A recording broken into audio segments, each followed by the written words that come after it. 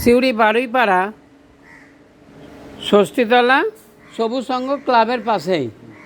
এটা এই ষষ্ঠীতলায় যে মা ষষ্ঠী আছেন এখানে, তা তেঁতুল গাছ আছে আর পাকুড় গাছ প্রায় 700 কি 1000 বছর হতে চললো।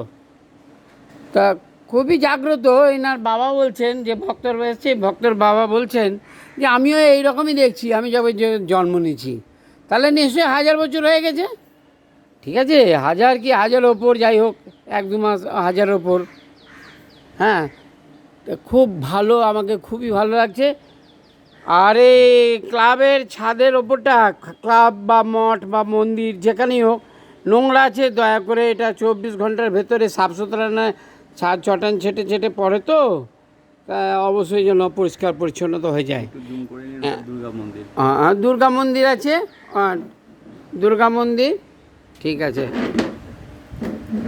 সিউড়ি বাউড়িপাড়া দুর্গা মন্দির, তার ষষ্ঠীতলা, খুবই জাগ্রত নাকি ভয়ানক। তো আপনাদের সকলের উপস্থিতি ও সকলের সহযোগিতা একান্তভাবে কামনা করি। এই যে ষষ্ঠীতলাটা একটু পরিষ্কার পরিচ্ছন্ন ঝাড়ু দিয়ে রাখবার চেষ্টা করবেন সবসময়, প্রতিদিনই। নিজের ঘর দৌড় সবই পরিষ্কার রাখেন, তো এইটা কেন রাখেন না পূজারী বামুন মশাই? পূজারী বামুন মশাই, আপনাকে বলছি, জয় গুরু, জয় গুরু, জয় নিতাই, জয় নিতাই। হ্যাঁ, আমার যদি কোনো কিছু বলা ভুল ত্রুটি থাকে, পৃথিবীর সমস্ত মানুষ আমাকে ক্ষমা করবেন। খবরটি আপাতত এখনকার মতো শেষ হলো। ধন্যবাদ, অটুট ধন্যবাদ।